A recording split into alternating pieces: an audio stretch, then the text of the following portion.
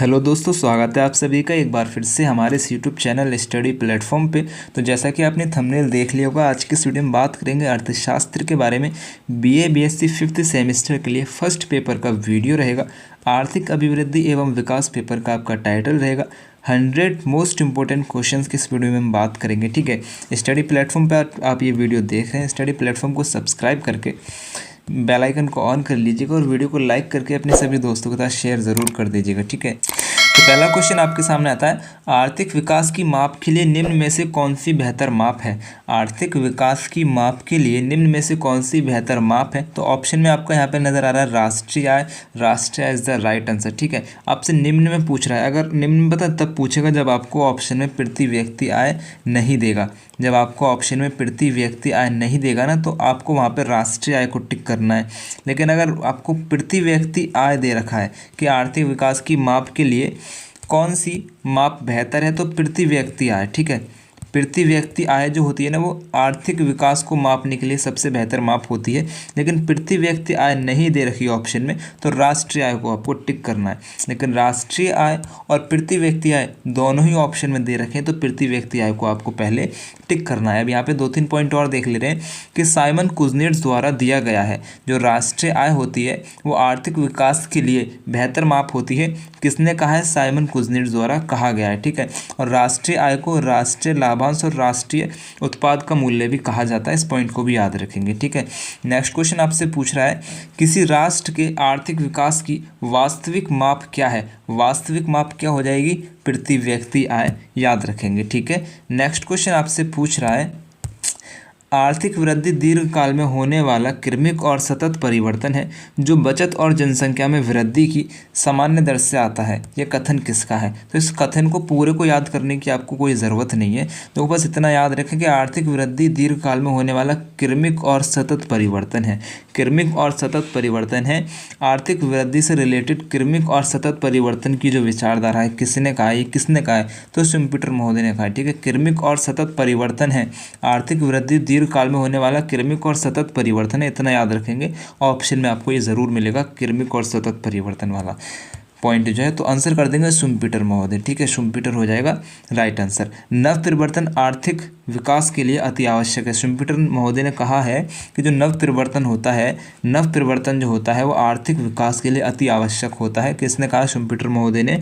Schumpeter महोदय का एक कथन और यहाँ पे मैंने आपको बता दिया। ठीक है, आपका जो एग्ज़ाम पेपर रहेगा वो मेरे इस नंबर पर आप सेंड कर देंगे। आपका जो इकोनॉमिक का जो आप वीडियो देख रहे हैं, फिर बीए से रिलेटेड किसी भी सब्जेक्ट का, इस नंबर पे आप सेंड करेंगे तो उसका आंसर की मैं आपको नेक्स्ट वीडियो में बताने का प्रयास करूंगा। ठीक है, नेक्स्ट क्वेश्चन आपसे पूछ रहा है, मेयर तथा बाल्डविन आर्थिक विकास का सर्वोच्चतम सूचक मानते हैं। किसे मानते हैं? तो मेयर तथा बाल्डविन जो है आर्थिक विकास का सर्वोच्चतम सूचक जो है राष्ट्रीय आय में वृद्धि को मानते हैं, याद रखेंगे। नेक्स्ट क्वेश्चन आपसे पूछ रहा है, निम्न में से किस समुदाय के अर्थशास्त्रियों का संपूर्ण दर्शन विदेश व्यापार पर ही आधारित था?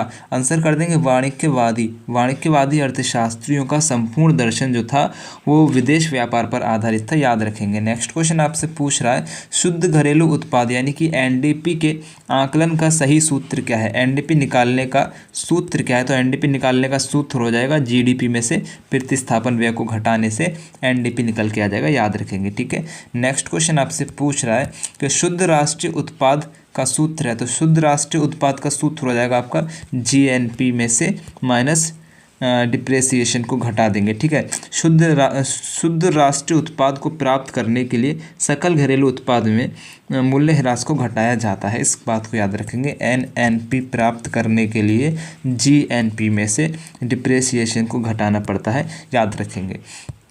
नेक्स्ट क्वेश्चन आपसे पूछ रहा है, राष्ट्रीय आय का आकलन निम्न में से किस कारण से महत्वपूर्ण है? तो राष्ट्रीय आय का आकलन जो है ना, देखो चारों कारणों को पढ़ लिए, चारों जो है बहुत इंपॉर्टेंट है।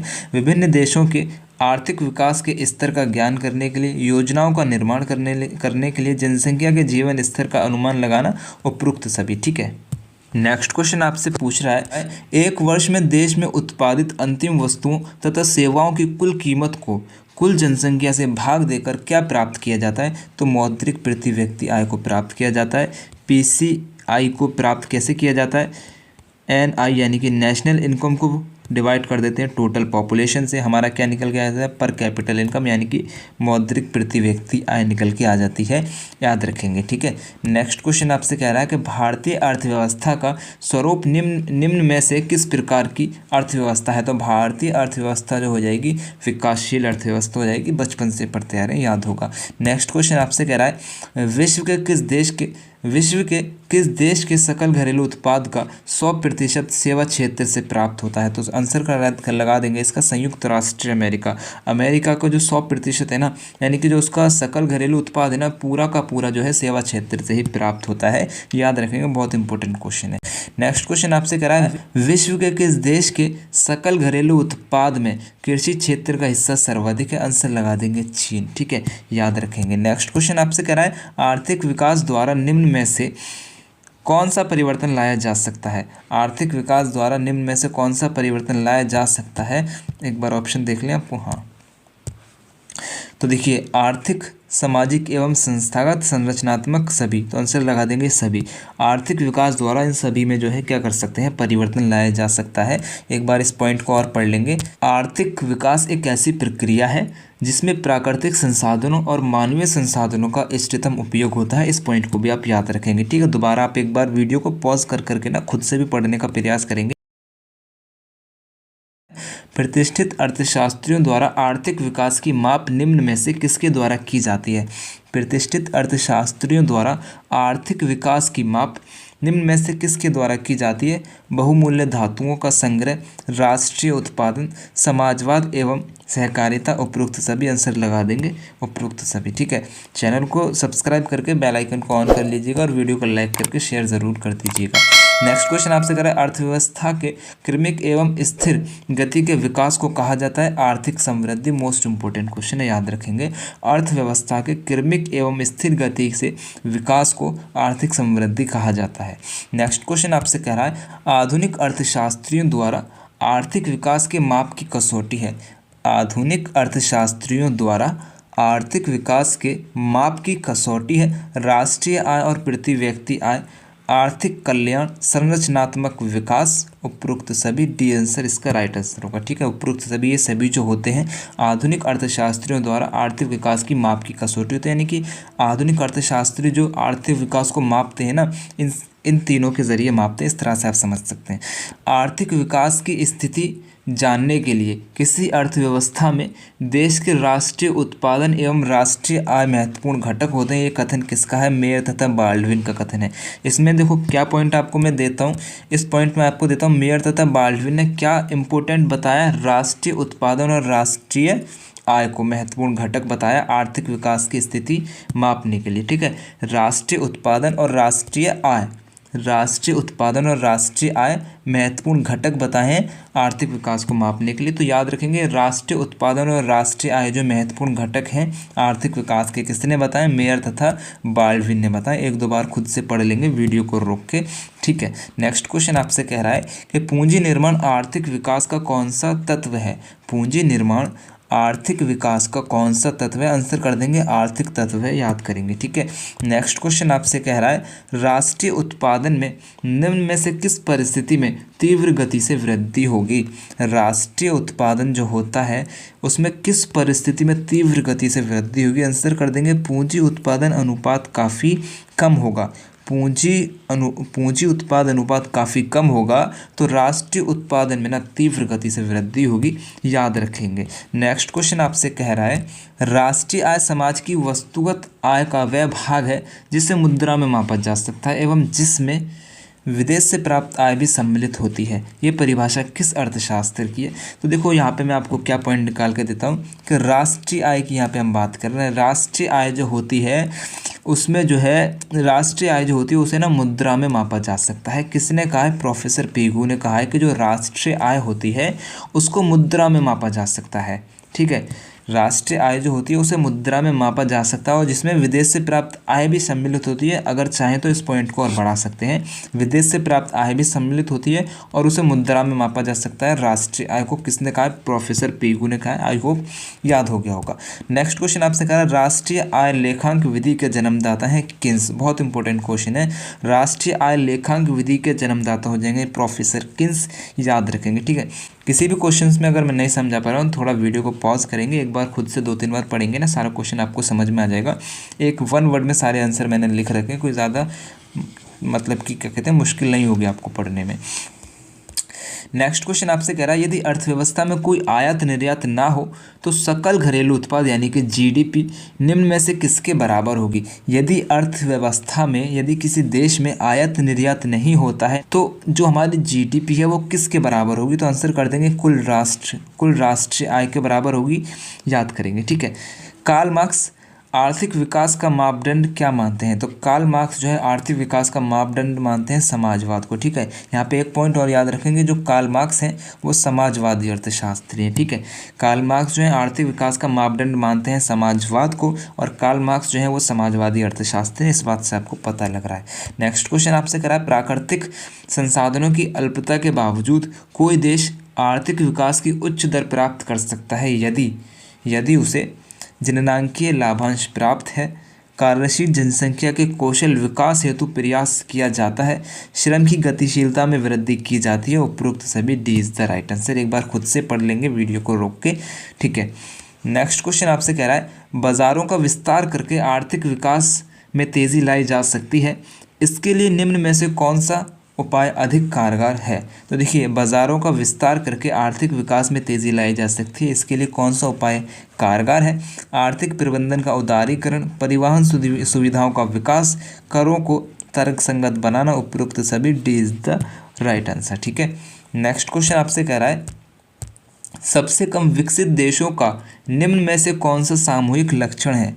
सबसे कम विकसित देशों का निम्न में से कौन सा सामूहिक लक्षण है, तो यहाँ पे ऑप्शन में आपको बताता हूँ कि जनसंख्या की उच्च समृद्धि यानी कि जनसंख्या वृद्धि दर है वो ज़्यादा है, निम्न प्रति व्यक्ति आय जो है वो कम है, उच्च शिशु मृत्यु दर यानी कि जो बच्चे जो होते हैं ना वो बचपन में ही मर जाते हैं, क्या करते हैं, उपरोक्त सभी D is the right answer. अल्प विकसित देशों की समस्या आप ये समझ सकते हैं। ठीक है, नेक्स्ट क्वेश्चन आपसे कह रहा है प्राचीन दृष्टिकोण में राष्ट्रीय उत्पाद को आर्थिक विकास का सूचक माना था एडम स्मिथ ने। बहुत इंपॉर्टेंट क्वेश्चन, एक बार फिर से पढ़ेंगे कि राष्ट्रीय उत्पाद को आर्थिक विकास का सूचक माना था एडम स्मिथ ने प्राचीन दृष्टिकोण में, इस बात को साथ में याद रखेंगे। नेक्स्ट क्वेश्चन आपसे कह रहा है साधन लागत पर सकल राष्ट्रीय आय में ह्रास यानी कि डिप्रेसिएशन घटाने से प्राप्त होता है, क्या प्राप्त होता है, राष्ट्रीय आय प्राप्त होता है। ठीक है, नेक्स्ट क्वेश्चन आपसे कह रहा है आर्थिक विकास का संबंध राष्ट्रीय आय की किस प्रकार की वृद्धि से है। आंसर लगाएंगे वास्तविक राष्ट्रीय आय की वृद्धि से। ठीक है, जो आर्थिक विकास होता है, आर्थिक विकास का संबंध जो होता है वो वास्तविक राष्ट्रीय आय की वृद्धि से होता है, ना कि कुल राष्ट्रीय या फिर शुद्ध राष्ट्रीय। ऐसे ये पॉइंट मैंने आपको इसलिए दें कि ताकि आपको समझ में आ जाए कि भाई हमको ये टिक नहीं लगाना है क्योंकि ऑप्शन में ये आएंगे दोनों, इस वजह से मैंने आपको ये दे दिया है। नेक्स्ट क्वेश्चन आपसे कह रहा है कोई व्यक्ति जो अपनी बुनियादी आवश्यकताओं को भी पूरा नहीं कर पाता वह कहलाता है, क्या कहलाता है, निर्धन कहलाता है। देखो निर्धन यानी कि गरीबी। ठीक है, और गरीबी जो होती है दो तरह की होती है, निरपेक्ष और सापेक्ष। निरपेक्ष गरीबी जो होती है वो विकासशील देशों में पाई जाती है। पूछ सकता है कि निरपेक्ष गरीबी किस देशों में पाई जाती है, विकासशील, विकसित, इस तरह से। और सापेक्ष गरीबी जो होती है वो पूंजीवादी देशों में पाई जाती है। इन पॉइंटों को भी याद रखेंगे। ठीक है, नेक्स्ट क्वेश्चन आपसे कह रहा है निम्न में से निर्धनता का कौन सा कारण है, तो रोजगार में धीमी वृद्धि, जनसंख्या की तीव्र गति से वृद्धि, अपर्याप्त पूंजी निर्माण, उपरोक्त सभी D is the right answer. Next question आपसे कह रहा है विश्व के किस देश में जीडीपी में कृषि का हिस्सा शून्य है। तो देखिए जीडीपी में कृषि का हिस्सा शून्य है, वो कौन सा देश है, आंसर लगा देंगे सिंगापुर। ठीक है, ऑप्शन में आपको सऊदी अरब भी देगा, है ना, सऊदी अरब भी देगा, लेकिन आपको सिंगापुर को टिक करना है। नेक्स्ट क्वेश्चन आपसे कह रहा है विश्व में उद्योग क्षेत्र के सकल घरेलू उत्पाद में किस देश का हिस्सा सर्वाधिक, आंसर लगा देंगे चीन, राइट आंसर हो जाएगा। ठीक है, नेक्स्ट क्वेश्चन आपसे कह रहा है समान वितरण की दशा में गिनी गुणांक का मान कितना होता है। तो समान वितरण की दशा में गिनी गुणांक का मान होता है 0। ठीक है, गिनी गुणांक का मान होता है 0। नेक्स्ट क्वेश्चन आपसे कह रहा है पूर्ण संकेंद्रण की स्थिति में गिनी गुणांक का मान होता है, कितना होता है, गिनी गुणांक का मान होता है 1। सारी चीज़ें याद रखेंगे। नेक्स्ट क्वेश्चन आपसे कह रहा है नरकसे का निर्धनता का दुष्चक्र सत्यता से परे है, कथन किसका है? तो पीटी बॉर का कथन हो जाएगा। ठीक है, ये इन्होंने इनका कहना था कि जो नरकसे का निर्धनता का दुष्चक्र का जो सिद्धांत है वो सत्यता से परे है, यानी कि सत्य नहीं है, उससे अलग ही है। तो कथन किसका है? तो पीटी बॉर ने कहा था, याद रखेंगे।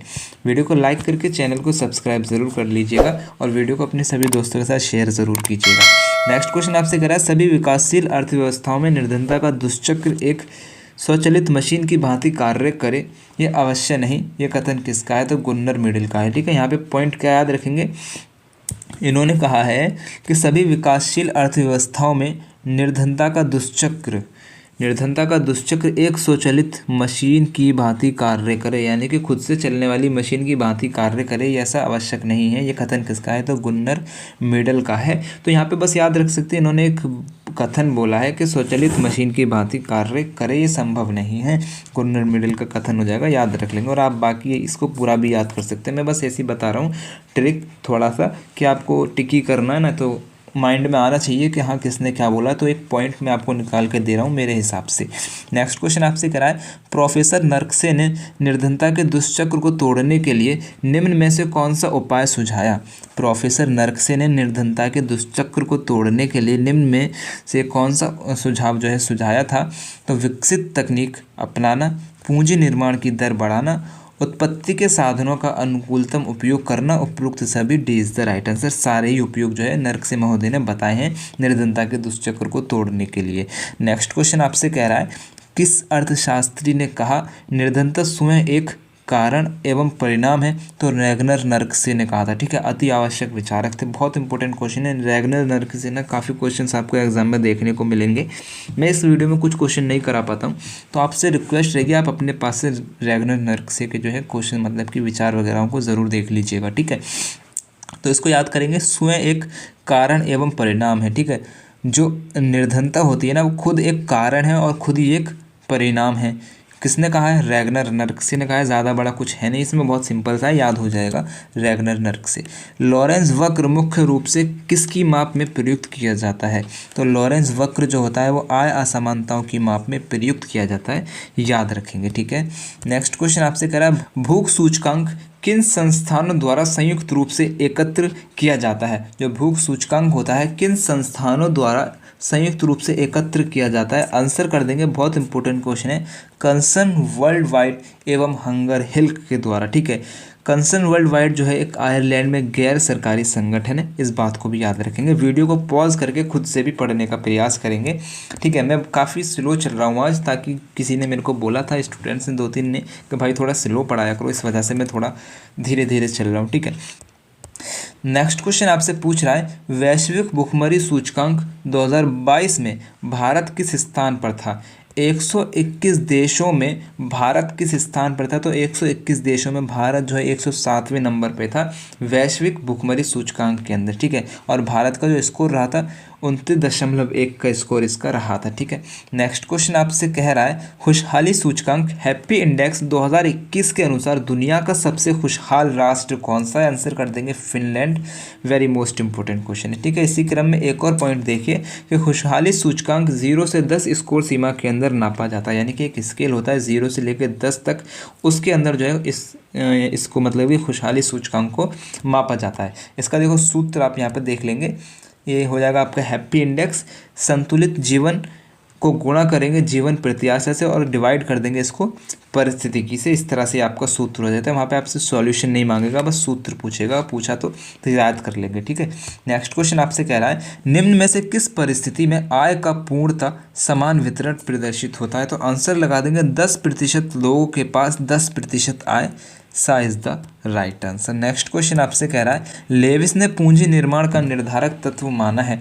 तो लेविस ने पूंजी निर्माण का निर्धारक तत्व माना है पूंजी बचत को और बैंकों को, सा इज द राइट आंसर, दोनों को ही लेविस ने पूंजी निर्माण का निर्धारक तत्व माना है। बहुत इंपॉर्टेंट क्वेश्चन है, याद रखेंगे। ठीक है, ये भी बहुत इंपॉर्टेंट क्वेश्चन आपके सामने आता है। यूएनओ के वर्ष 2000 के सशस्त्रवादी शिखर सम्मेलन में सन 2015 तक के लिए कितने वैश्विक लक्षण निर्धारित किए गए थे? आंसर कर देंगे 8 वैश्विक लक्षण जो है निर्धारित किए गए थे। मोस्ट इंपोर्टेंट क्वेश्चन है, याद रखेंगे।